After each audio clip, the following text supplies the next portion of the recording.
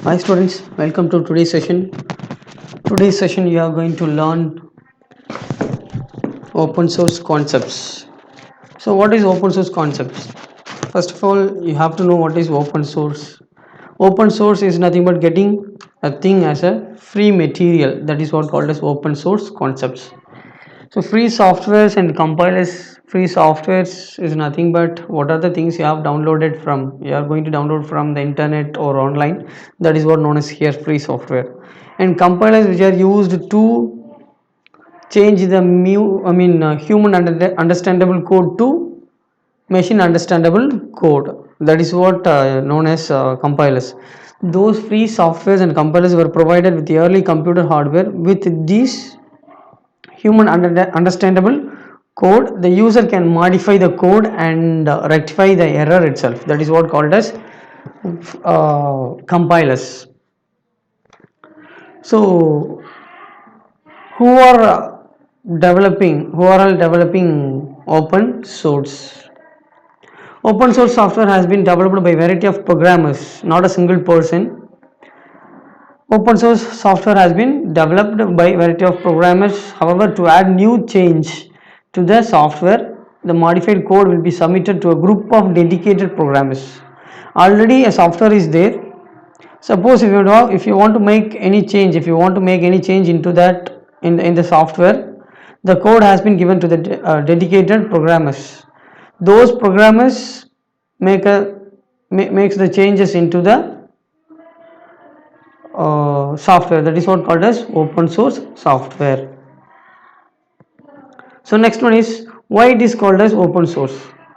Simply refer to making the source code of the software freely available for the users or other developers to use and make changes into the ordinary repository or fork the project into a build a new one. To download or to having the things as a free one into the online, that is why it is known as called as open source.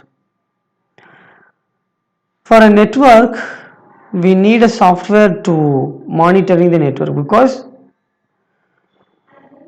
if the network is very small, it is very easy to find the errors, or it is very easy to find the problem where the problem is happening. But in a big sized network, it is very difficult to know the problems or finding the problems and resolving the problems also. For that we need special softwares as a open source one. So next one is NRC FOSS. The expansion of NRC FOSS is National Resource Center for Free and Open Source Software, an institution of Government of India. It is an institution of Government of India. It helps in development of FOSS in India. FOSS is nothing but free and open source software. So this NRC, which is used to develop FOSS in India. Next one is organizations related to open source. What are the organizations? They are providing open source softwares. Apache Software Foundation, the Document Foundation, the Eclipse Foundation, Free Software Foundation, Linux Foundation, Open Source Ware Consortium, Open Source Initiative. These are all the organizations providing open source software. So next one is BOSS, Bharat Operating System Solutions. Operating systems developed in India by CDAC. DAC is nothing but the expansion of DAC is Center for Development of Advanced Computing. Helps to promote the use of open source software in India. This BOSS, it is an organization which is used to helping the promotion of open source software in India. It supports many Indian languages, not only in English. It supports many Indian languages in Hindi, Marathi, Gujarati, and Tamil, even Tamil also. And it is an organization which is used to help the promotion of using open source software in India. Next one is types of open source licenses. Apache license 2.0, BSD3 class, new or revised license, BSD3 class, simplified or free BSD license, GNU general public license, GNU library or leisure general public license, MIT license, Mozilla Public License 2.0, Common Development and Distributions of India, Eclipse Public License. These are all types of open source license in India or around the world. When you change the source code of open source, any open source software, OSS requires, I mean open source software, OSS is nothing but open source software requires the inclusion of what you are altered as well as your methods. What are the method you are going to use, what are the methods you are going to use, and what is the alternate you are going to give into the software that should be required. The software created after code modifications may or may not be made available for free. After changing the code, you can give that one as a free or proprietary one. Next one is open source software versus freeware, free software. Although the terms are often used interchangeably, OSS is slightly different from the free software. Both the deals, I mean, both the thing, open source software as well as the freeware deals with the ability to download and modify software without restriction or change. However, free software is a concept developed in 1980s by an MIT computer science researcher. MIT is nothing but Massachusetts Institute of Technology. Richard Stallman is defined by four conditions as outlined by the non-profit Free Software Foundation. These four freedoms emphasize the ability of users to use and enjoy software as they see fit. So the difference between open source and free software is nothing. You are able to change the source code of open source software, but you are not able to change the source code of free software. For free software, just you can download and you are able to use the free software as a software in your computer. But if it is open source software, you are able to change the you are able to alternate some changes, you are able to give some changes into that is what known as here open source software. This is what the difference between the open source software and freeware. Next one is open source software and developers. OSS projects, I mean open source software projects, are collaboration opportunities and that improve skills that build connections in the field, because not a single person is going to develop the OSS. Number of programmers are going to be together and they are going to develop the open source concepts, I mean open source softwares. From that they are able to develop their skills. Domains that developers can contribute to open source community include communication tools, distributed revision control systems, bug trackers, and task list, testing and debugging tools. First one, communications tools. To communicate among the people, they need a tool. Next one is distributed revision control systems. After being developed the system or after developing the software, they have to distribute the software and they have to revise the control systems. So next one is bug trackers. Bug trackers is nothing but bug is error. They have to track the errors and the task list. So what are the errors are there and how to rectify that. Next one is testing. Testing is nothing but if the OSS is successfully developed, they have to test whether it is properly run or not. Next one is debugging tools. They have to develop tools for debugging. If there is any error occurred, how to rectify the errors. For that they have to uh, develop for develop tools for debugging. So next one is benefits of open source software. What are the benefits are there while using the open source software? First one, there are many open source softwares, so we can select and use any software that suits our needs. Based on our needs, we are able to select the software from online.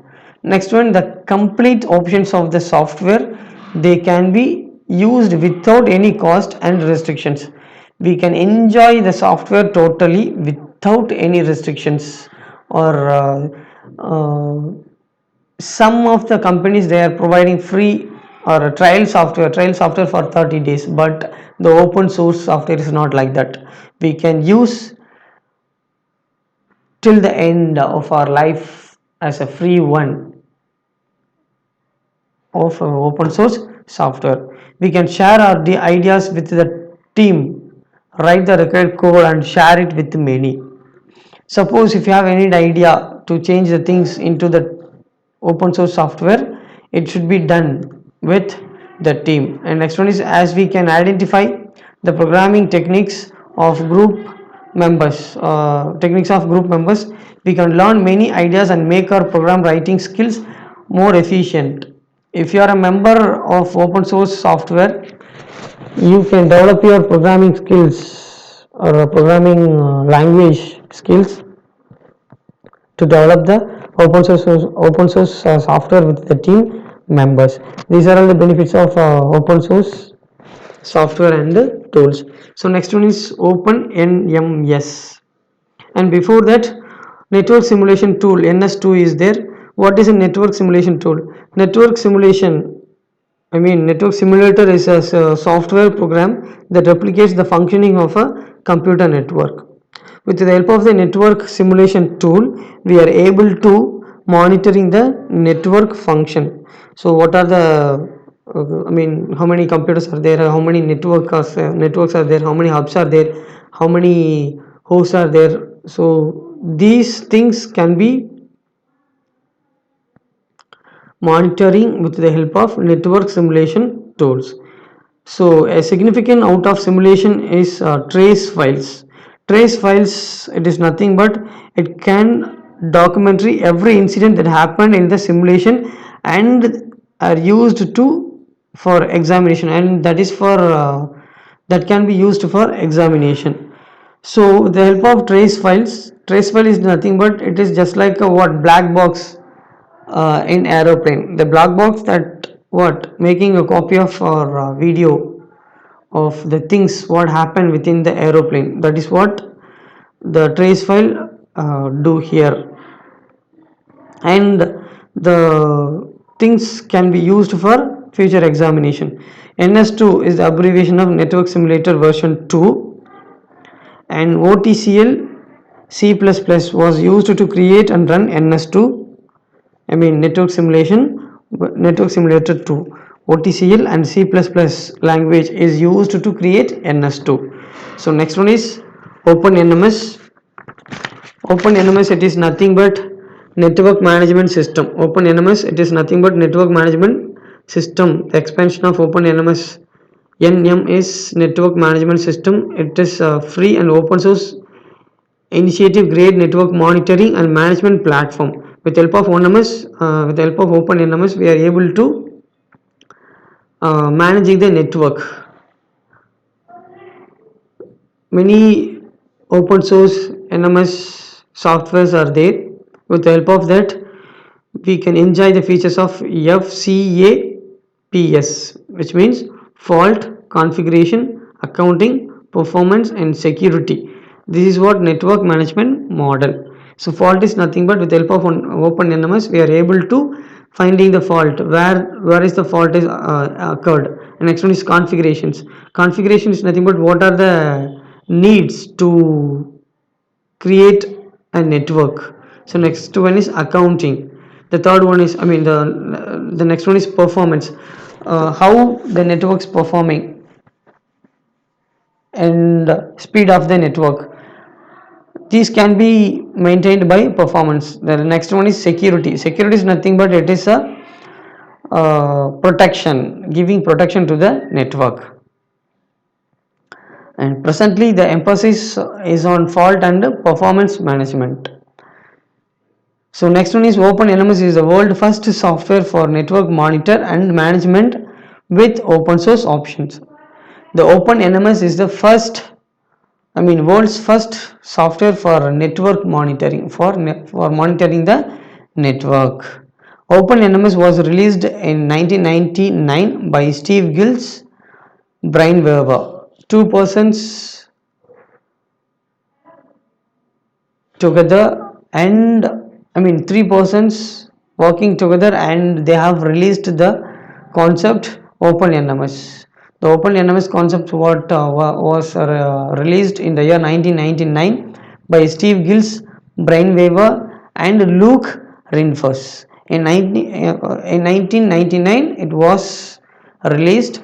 In 2004, OpenNMS group was created by Belog, Malt Brosworski, and David Hustes. These three peoples work together and they have created a group called OpenNMS. In that group, many programmers are there to create OpenNMS. OpenNMS was written in Java programming language. OpenNMS was written in Java programming language, and that can be run in all platforms. All platforms is nothing but these OpenNMS can be run even Windows OS, Linux, Unix, whatever the platform, we are able to run OpenNMS. And OpenNMS has three main functional areas. The three main functional areas are nothing but service monitoring, where a number of monitor modules can govern if network based services. ICMP, Internet Control Management Protocol. HTTP is nothing but Hypertext Transfer Protocol, and DNS is nothing but domain name system. Domain name system are accessible. Next one, the second functional area is data gathering by using SNMP and JMX. With the help of SNMP and JMX, they are able to gather the data within the network. So next one is event management and notifications, which comprises of alarm reduction and robust announcement system with accelerations and duty schedules. This is what the functional areas of OpenNMS. OpenNMS is recognized for its scalability. Scalability is nothing but its work, or its nature of work. Though it can be easily used to handle a small SMB network, it is also accessible enough to be used in place of large enterprise management products such as HP, OpenView, IBM Micro Muse, or IBM Tivoli. Even though we are using the OpenNMS for a small SMB network, we are able to use huge or large enterprise management products also. We can use these OpenNMS for large enterprise products also. So with this, I would like to conclude this lesson, and students, I hope you all are understand these concepts very well. It is a very small lesson and one of the most important lesson for your public examination. So try to understand the concepts. Keep on watching the videos. Prepare very well for the test. Once again, thank you all for watching the videos. Thank you.